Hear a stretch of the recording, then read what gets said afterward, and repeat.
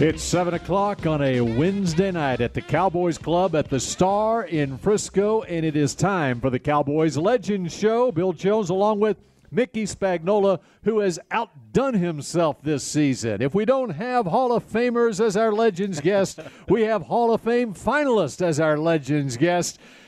Everybody here at the Cowboys Club and all across the Cowboys Radio Network, say hello to our Cowboys Legends guest tonight, Gil Brandt, the Pro Football Hall of Fame finalist. Hello, Gil. How you doing? I'm doing great, Bill, and thanks for having me. Thanks, Mickey, for having me. I appreciate it. Absolutely. We're glad to have you, and we're just going to put you in the Hall of Fame right now. We're just finalize. Now, stop right there.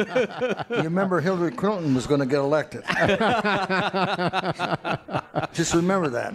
Well, the news came down in August, and we'll get into that as we go over the course of the next hour here on the Cowboys Legends Show, that Gil had been named Hall of Fame finalist along with Broncos owner Pat Bowlen. We'll talk about that as we go along, but we'll kick things off talking about the current Cowboys, who, of course, take on Jacksonville at AT&T Stadium. 3:25 kickoff on Sunday afternoon after that overtime loss to Houston. Gil, I'd love to get your take right off the bat on what you're seeing out of this Cowboy team through 5 games. Well, Bill, let me go back for just a second. You know, I went to 13 different training camps this offseason, and Jacksonville was one of the teams that I went to see. I spent 2 days there, so if you want to know anything about Jacksonville, I can help you a little bit there, too. All right, I'm taking notes. Go ahead. You know, first of all, the competitive balance in the National Football League is unbelievable. One play, let's go to the Giants. And I picked the Giants to win the East before the season started. And, they're ahead with 2 seconds left to play against Carolina, and Grant Cano goes in and kicks a 63-yard field goal. And it's been that way all the time. I told Mickey earlier today that it's at week 5, which this week just passed, it's the first time since 1990 that every team has had a win since 1990. Wow. It was what it is. So I think you're seeing the teams that are, as I say, the balance is really, really good. And, Jacksonville didn't match up real good against Kansas City last week. And they actually they had over 500 yards of offense. And one of the strange things is that how do two teams like New Orleans and and Kansas City continue to win when both of them give up over 500 yards a game? It's just unbelievable. I every Monday and every Tuesday when I look at all these tapes, I just can't believe what goes on in the National Football League. I think the Cowboys, I thought that they have a good chance to make the playoffs. And I still think they do. I don't think that right now, the 2-3 record is that meaningful. I think you can overcome it. I do think Washington is pretty good. I think Philadelphia is pretty good. Philadelphia's got a lot of injured guys now. Right now is what they've got. And you've already beaten the Giants once. And, the biggest thing that when you want to get into the playoffs, make sure you win your own division or win the games in your own division, because those are the ones that count. So I think that as we sit here, I think the Cowboys have as good a chance as anybody in the East to get into the playoffs and even win the East. Based on what you think this team is, the personnel, what do you base that on? Well, first of all, I think the quarterback, I don't think he's as good as he was in 16 when he was 13-3, and I don't think he's as bad as he is right now when they're 2-3. I think he's somewhere in between. And last week, and I thought the biggest play of the game, and I guess I'm wrong, was when number 52 was called for holding. It was 1st and 10 on the 33-yard line. We had about a 12-yard run out of the running back, and we got called for holding. So instead of being on the 45-yard line and first down, all of a sudden we're back to the 23-yard line. That's what we are. And then, a tip pass over Austin's head, and Reed made the interception is what it did. And so I think the game could have gone both ways. I thought Smith played as good a job as anybody I've seen this year at linebacker. You know, the guy had 12 tackles and a tackle for a loss and forced fumbles, and just did everything. And I was really pleased the way the other linebacker, Van Der Esch, played. So I thought those two linebackers played really good. You know, the thing that surprised me a little bit about Houston was how good their right tackle, a guy from Appalachian State that was an undrafted free agent, blocked your best pass rusher. And here's a guy who's found so many undrafted free agents through the years, going back to when he started even before this time with the Cowboys, which, of course, started in 1960, 29 years with the Cowboys. Can you believe it's been 29 years since you were with the Cowboys? Well, and you're, by the way, Gil is, as most of you know who are National Football League fans, Gil to this day is very active. In fact, leading up to the draft, you are all over the country and keeping everybody abreast of all these draft prospects. But 29 years, it's amazing how time flies. Well, Bill, I've got a few jobs that are related to 345 Park Avenue, and one of them is that I invite the players to the city that the draft is going to be held, and it is really a great adventure to do that. We have mothers that want to come. We have sons that are afraid to come because they're going to be sitting there and in the second round. And we've really done pretty well as far as bringing people that, like as an example, we brought the pass rusher from UT San Antonio this year. Marcus Davenport. 2 years ago, we brought the Neil from Florida to an Atlanta draft. Keanu Neal, yeah, and really number 22, really a good player, and so it's been really a lot of fun doing it. You get to meet parents and you get to meet the kids, and all of a sudden Rosen has become one of my pen pals. Josh Rosen, huh? And so it's great. And then I'm involved in the Super Bowl. I'm involved in the Combine. And I don't know, a couple other things too. Is what I am, and right now we are going to have a huge 100-year celebration next year, and we've already done a whole bunch of it. I finished doing a segment last week, an hour segment with Peyton Manning, and then Bill Belichick and I are on a committee to pick the top 100 players of all time. Oh, wow. In the National Football League. So it's a lot of fun. Sounds like you're staying busy. I'm staying out of trouble. And you keep doing this. No wonder, you got the nominee for contributor for the Pro Football Hall of Fame, and not just for what you did with the Cowboys, but even afterwards over these 29 years. Well, Mickey, I'm really kind of pleased that we did a lot of things first. And one of the things, and he doesn't get enough credit for it, was Clint Murkison gave us the money and the wherewithal to do things. In 1962, we started our own computer company, and people laughed at us. And when we drafted Mel Renfro, we held up the draft for 6 hours when we sent a doctor, Dr. Slocum from Portland, down to Eugene to check his wrist to be sure it was okay, because you don't want to draft a ball carrier that's got a bad wrist.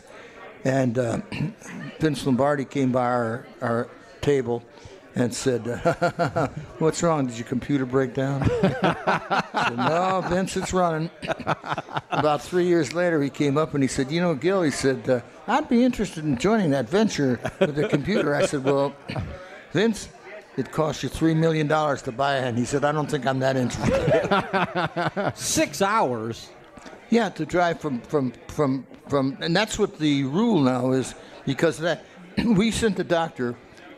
Slocum from Portland to Eugene, which is about 100 and some odd miles, and back in that, and we held the draft up that length of time. And they let you do it? There were no rules against it. And then, the interesting thing about it is we drafted Mel on the second round. And, well, I'll go back even farther. We had a commitment on a Paul Warfield to be our first pick. Uh-huh. And what happened on the morning of the draft in Chicago, and it came during the middle of the season, it came on that weekend after Thanksgiving, On Monday morning, Coach Lander called me and he said, I know you're not going to like this. And I said, what's that, Coach? He said, we need a veteran wide receiver. And I've just made a trade with Pittsburgh to get Buddy Dial. And he said he'll be the guy that can help us right now. So Art Modell got angry with us because we made a deal with Warfield, a signing deal, and had Dante Lavelli sitting there to do the deal. And he complained about it. And then he ended up paying about $20,000 more than we did, and he was complaining about the deal that we did. So to get him, right? To get him, yeah. That's amazing. Take us back to when you were first hired by the Cowboys in Tex Schramm. Now, you had previously worked with Tex, right, with the Rams? Yeah. Back in the 50s, right? Well, let me tell you how I got to the Cowboys. In October of 1959, Tex called me, and he said, I got a job for you. And I said, Tex, I don't know anything about television, because he at the time was running CBS and was involved in putting the Squaw Valley Olympics on. And he said, no. He said, we're going to have a team in Dallas. And he said, I'm going to run the thing, and I want you to come to work for me. And I said, that's good. He said, now just one thing. Steal as much from the Rams as you can so we can go out and sign all these free agents. And so anyway, with Tex, everything was easy. He said, now, you know Bob Blackman at Dartmouth. That'd be real easy. We'll go up and sign that guy. That'd be real easy. So I took a train up to White River Junction, Vermont, and went over to 19 Lime Road, is where Bob Blackman's house was. And my guy was sitting there, but little did I know that he was also had been the first-round draft choice of the L.A. Chargers. And so I'm bidding for Jake Krauthamel, the running back from Dartmouth, and I sign him. I won this recruiting battle against Frank Leahy. And I signed him, and I gave him $7,500, not just a contract if he made the team. And I couldn't wait to get across the street to the White Bear Inn, I think it was, and get my quarters and drop them in there and tell Tex we just signed our first guy. First question, how much we pay? I said, Tex, you have to understand. I don't understand anything. I just want how much we paid. I said, $7,500. He said, oh my gosh, I can't trust you. We'll be broke. And you know, now $7,500. Free agents get more than that for signing. No kidding. No kidding. We're just getting started with Gil Brandt on the Cowboys Legend Show. More trips down memory lane with the great Gil Brandt in just a moment from the Cowboys Club at the Star in Frisco. It's a touchdown. It's a touchdown. Oh, Big Ben struck midnight. To the SWBC Mortgage Dallas Cowboys Legends Show. Broadcasting live from the Cowboys Club at the Star in Frisco. SWBC Mortgage for more than 40 years. SWBC has been helping people, companies, and financial institutions prepare to win in Texas and across the country. Visit SWBC.com to learn more. Cowboys Legends Show from the Cowboys Club here at the Star in Frisco. We're here each and every Wednesday night from 7 to 8 o'clock. Bill Jones with Mickey Spagnola. And we've got the great Gil Brandt with us tonight until 8 o'clock. You can catch Gil, by the way, normally on Wednesday nights on Sirius XM NFL Radio. You're on, what, from 6 to 10 o'clock every Wednesday? 6 to 10, Central? And on Friday nights, they've extended us an hour. We're on to 11 o'clock. And then I'm on Saturday mornings and on Sunday mornings. 4 hours. Yeah, he needs more than that. 5 hours. 5 hours. Yeah. Tell us how much Sirius XM has grown in the time that you've been there. Well, I've been there 15 years, and Steve Cohn, who runs it and is off the charts and does such a great job. Initially, about a year in, we didn't think it was going to succeed, and luckily, the owner or the predominantly owner had some faith in it. And so we grew from about 1,200 subscribers to 33 million subscribers. Wow. And as an example, we'll take on a Wednesday night, we'll probably have 30 callers from 20 different states, and we ring the bell for the first timers, which is a great gimmick. And we have double-digit first-time callers all the time. And we get them from Mexico. We'll have 3 from Canada.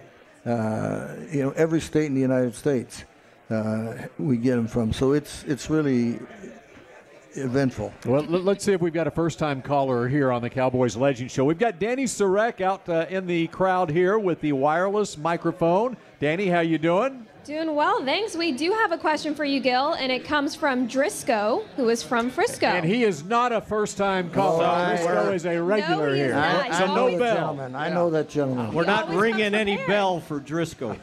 Hey, Gil, we know you're a legend here, but, the trades you made to get players, impact players like Randy White, Too Tall Jones, Dorsett, what? Tell us about Too Tall Jones. I mean, that guy is probably the most underrated guy as far as great players we've had that probably ought to be in the Hall of Fame.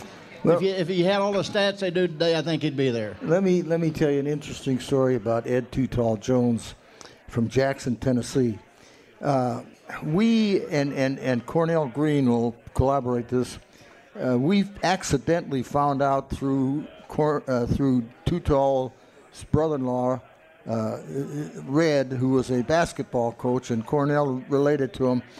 We found out that he'd been there at 4 years at Tennessee State, and so we went to the commissioner, or Tex went to the commissioner and said we're going to use a choice on Ed Too Tall Jones a year before we actually drafted him.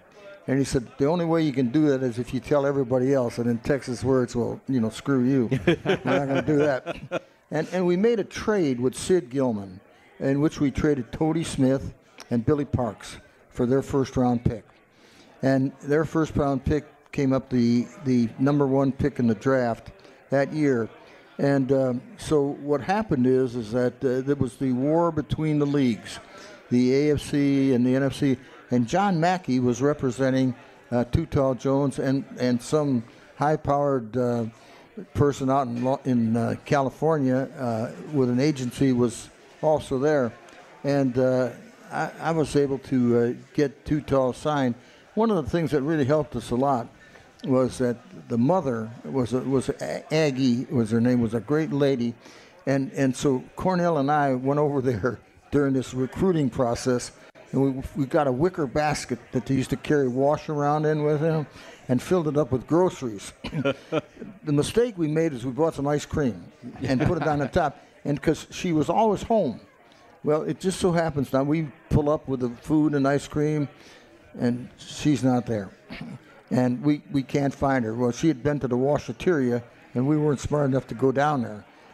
But that was kind of the recruiting story. And then, when he retired, he called and said, myself and my agent want to come over and talk to you. And I said, okay. I figured they want to renegotiate. And sure enough, he said, I'm going to retire. I'm going to go into boxing, and that's it. But the story on Dorsett is really unbelievable because I traded a quarterback, Clint Longley, to Tommy Prothero, who is a very good friend of mine, for a first-round choice. And one of the reasons that enabled it to happen was because we used to scrimmage all the time, and the guy was really good. He was a really good passer, smart as all heck, and so we made that trade. And then we traded with Seattle. And one of the great things out of the Seattle trade was that they had the 2nd pick in the draft. And we were concerned. We wanted Dorsett. We didn't want Ricky Bell. And not that we didn't think he was good enough, but we just thought that Dorsett was a lot better. So we had this gigantic discussion. Red Hickey, Tom Landry, Gil Brandt.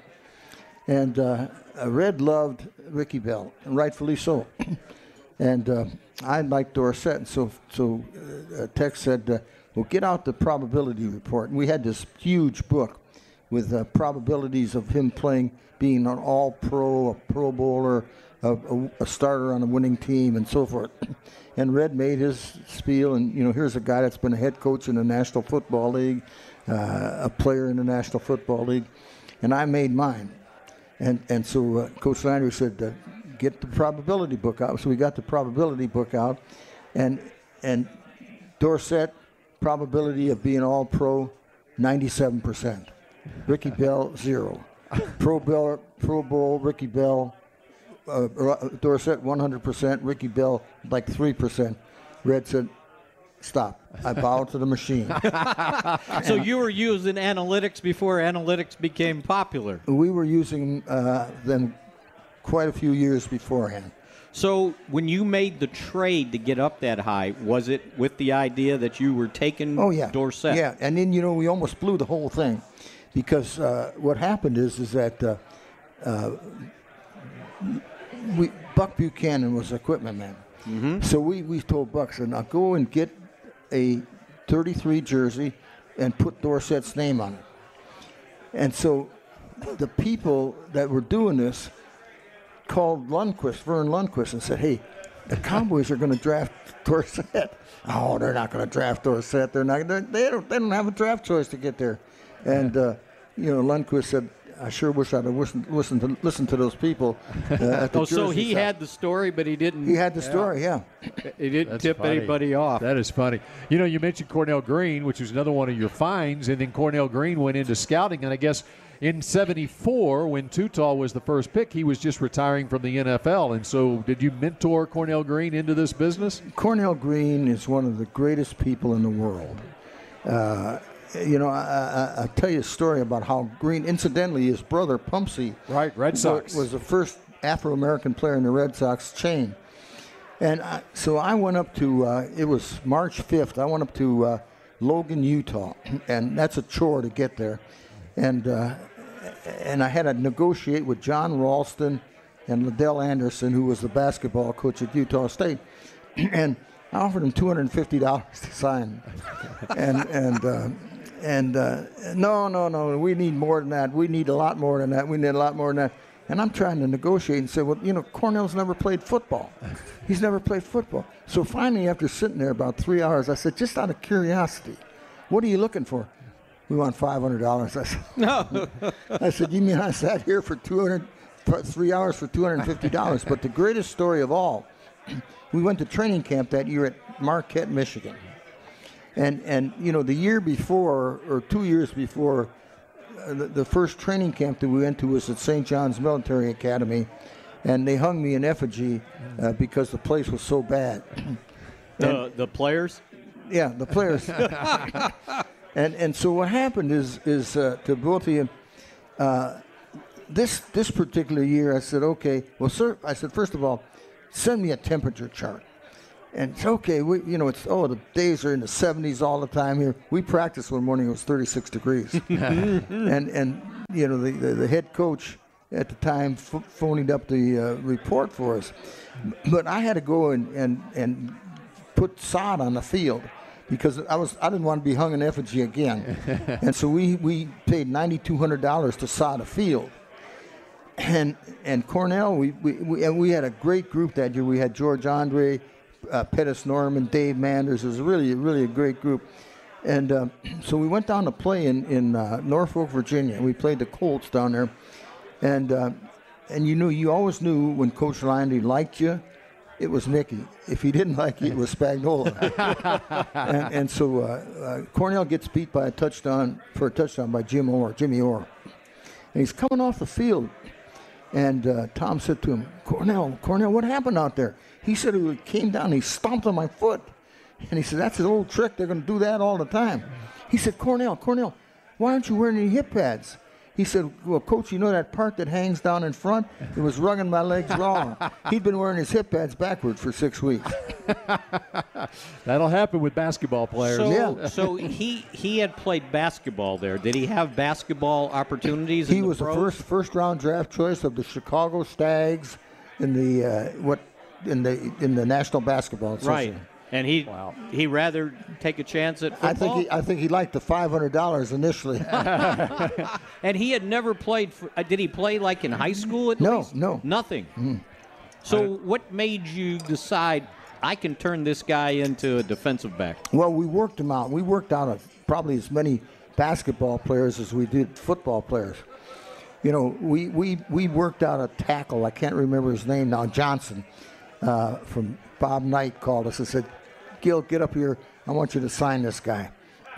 So it was a year of the strike, and Johnson was a big tackle, and we initially signed him to be a defensive end. And there was a strike, and so we had to play him at tackle, offensive tackle. And we put him on waivers, and lo and behold, we didn't think anybody's going to take a basketball player. And the Cincinnati Bengals claimed him. And if you look at his record, for 4 years he led the Cincinnati Bengals in sacks, is what he did. But what we would do and work all these guys out. We did the 3-cone drill and everything that you want to do. And we kind of just rolled the dice on them. We had another one that a basketball player named Williams from West Virginia that we would have signed. I think we drafted and would have signed, but he became a first-round draft choice of the Oakland or whatever that franchise is, and they just paid him too much money because then it was like a $20,000 signing bonus, and we weren't in that business at that price. Mickey, who was the best basketball player that Gil Brandt ever drafted? Best basketball player he drafted. Best head coach, too. Well, now you got me. Okay. All right. I was going Lou Hudson, but you're going Pat Riley. Yeah. Lou Hudson was really good. And you know what? We signed him. Yeah. We had him signed first. And Ben Kerner owned the St. Louis basketball team. And he called and he begged and he begged and he begged. I said, Ben, we got him signed. We don't have to give him to you. And so I finally said, give me my $5,000 back that I signed him. But Lou Hudson was a great high school high school football player. Oh, was he really? He was a 6-time NBA All-Star in North Carolina. But Pat Riley was pretty good too. He was. Yeah. Now he traded for a pretty good basketball player. Which one?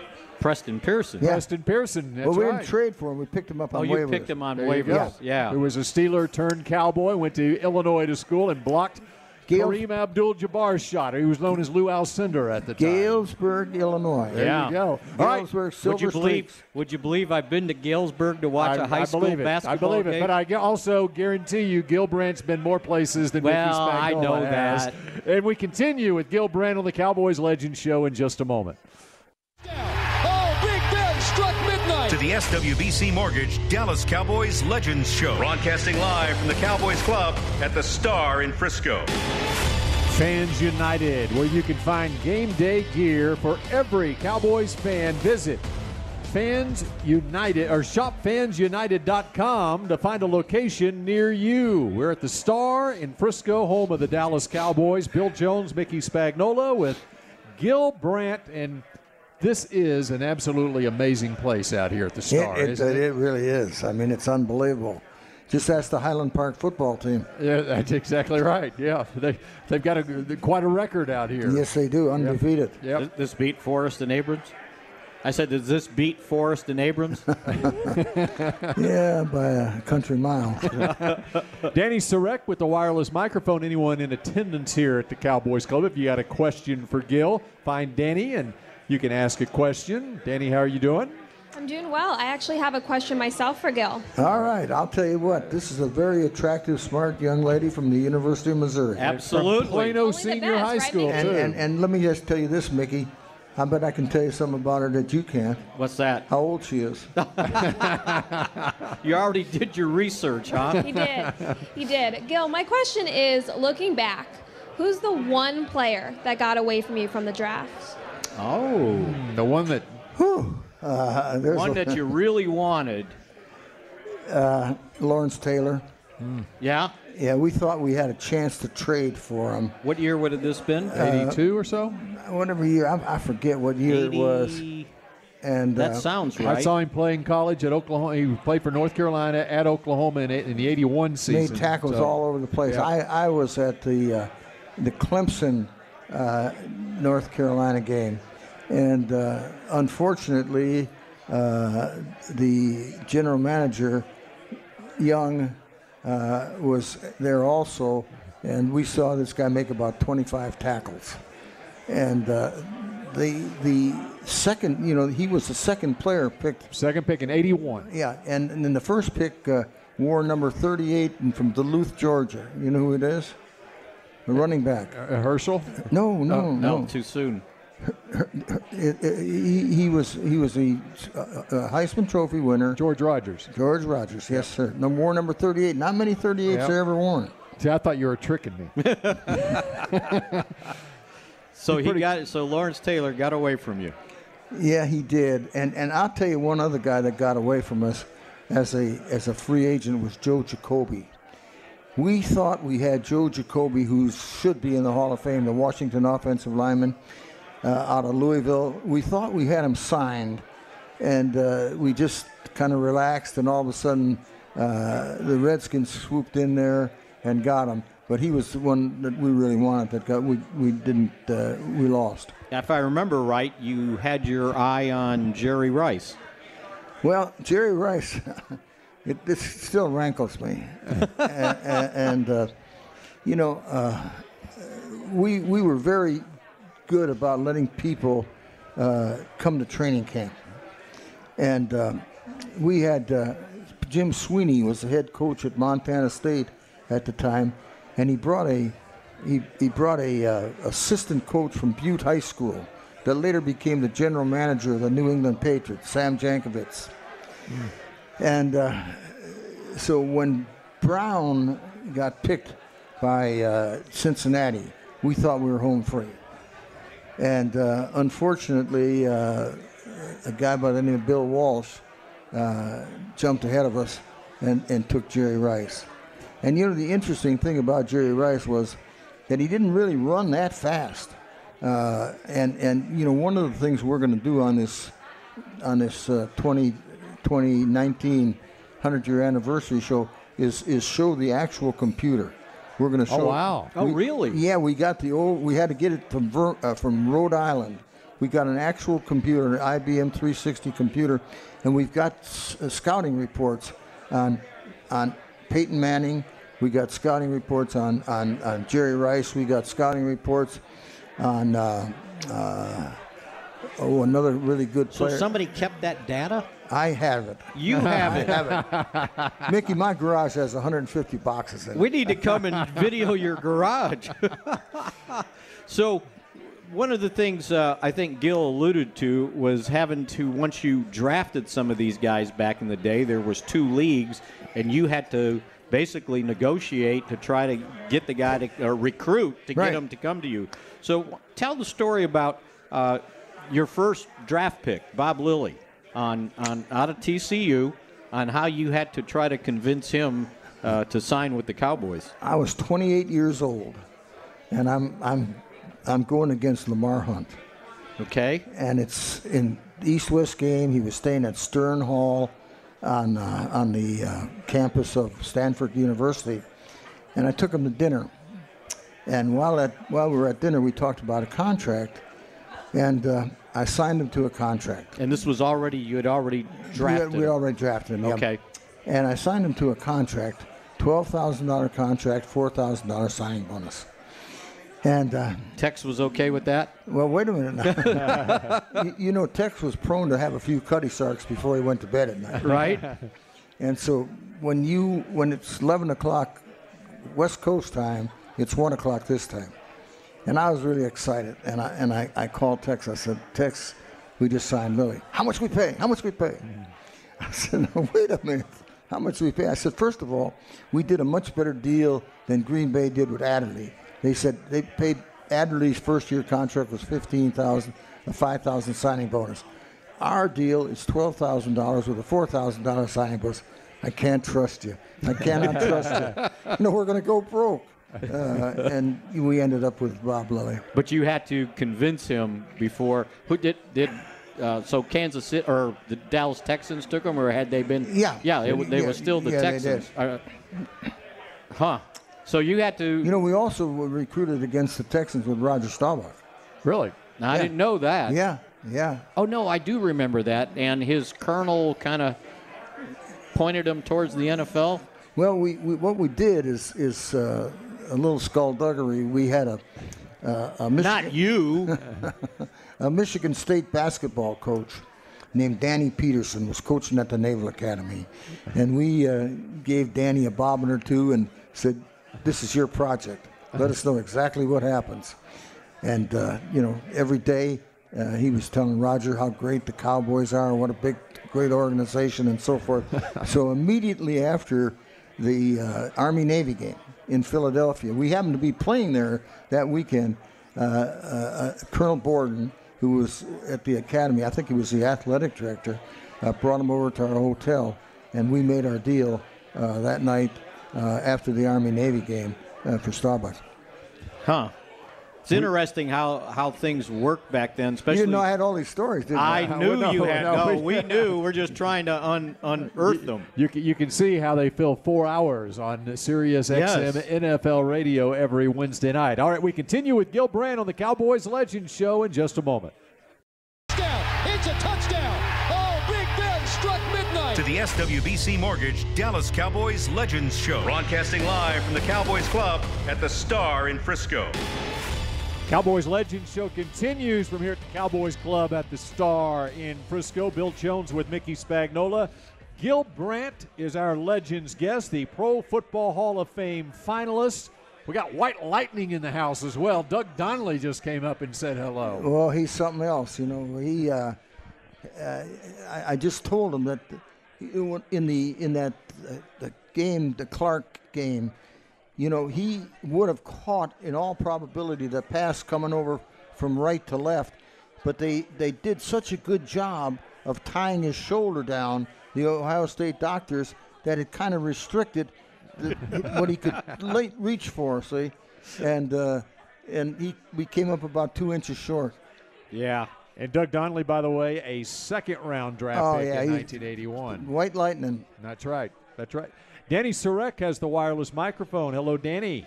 Hi, guys. Gil, the next question for you comes from Buzz, who's all the way from Arkansas. Great. Area code 501. Gil, did you see any good wide receiver recruits out there this weekend? Or can you name any that are out there? You're looking for a true number one? Is that what you're looking for? There are some good receivers. Probably the best guy is an underclassman at Ole Miss, a guy by the name of Brown is probably the best one out there. But there are 5 or 6 pretty good wide receivers. There's probably going to be 85 underclassmen come out this year, and there's going to be probably 3 of those underclassmen come out this year that are wide receivers that are going to be picked in the first round. So there's going to be a bunch of them. Good question. Thank you. Appreciate that. I want you to tell the story about Walt Garrison's inline trailer that he wanted as a signing bonus. He talked to us about it 2 weeks ago. How did you know about how to buy an inline trailer? Well, first of all, Mickey, I knew the price of every cargo, and I knew exactly what a Pontiac Bonneville sold for. Which he wanted, right?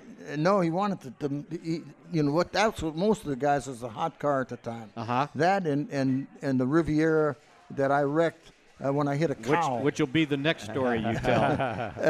and so I said, well, I guess you want a Pontiac. No. He said, no. I said, well, what do you want? He said, I want a Miley inline trailer. I had no idea what a Miley inline trailer was. And so I had to go out and, I didn't know if it was going to be $10,000 or what. I think he was a 4th-round pick. Yeah. It was kind of interesting because Oklahoma State, when he was there, they beat Oklahoma 2 years in a row. They cost Gomer Jones his job. And so then I want a trailer hitch on him. So the trailer hitch was like $125. I don't know if he told you about Tex getting down one day in front of there. He wanted to see what he bought. He wanted to see what he bought for $125. Well, you'd be glad to know that trailer's still on his ranch. You got the Riviera story? Oh, yeah. Signing bonus. They used to buy cars for these guys for their signing bonus. Leroy Jordan, right? Yeah. Well, let me tell you what happened. Leroy Jordan, and what a great player, and he should be in the Hall of Fame. We got a lot of guys that should be in the Hall of Fame. But anyway, I went to Ewing Buick and bought this Riviera, complete with power windows and everything possible. Paid $6,200 for it.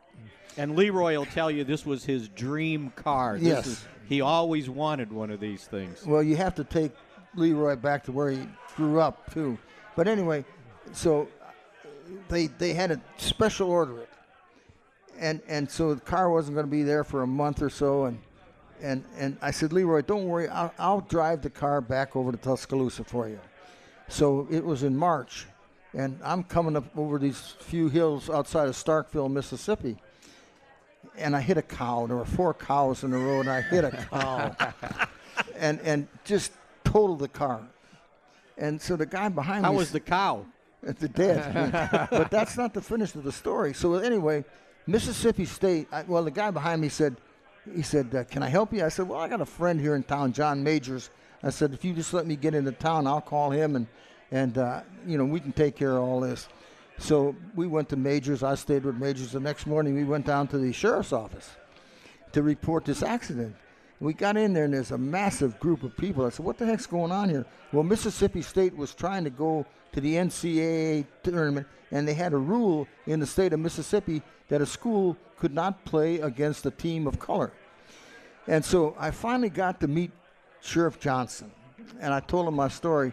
He said, that was my daddy's cow you killed last night. Oh. He said, how do you want to take care of that? I said, how do I want to take care of it?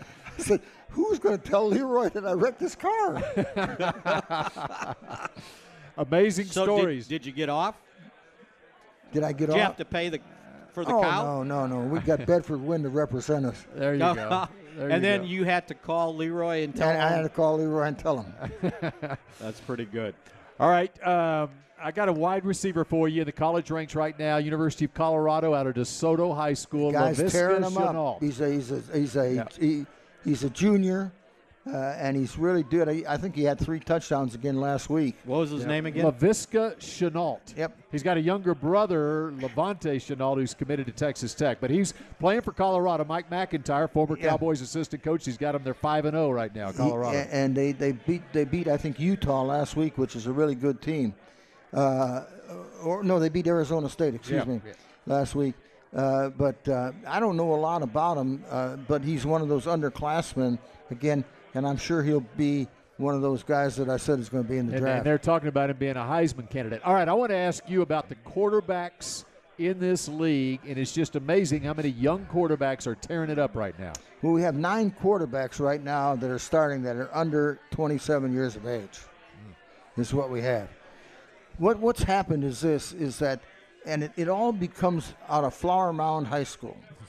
Everybody in the state of Texas was running the ball, and Flower Mound back 20 years ago, I think it was. Well, Flower Mound Marcus with Chris Sanders? Yes. Yep, there you go, 96. And that's 22 years ago. That's right. I guess. So, but anyway, what happened is that all of a sudden everybody's starting to throw the ball.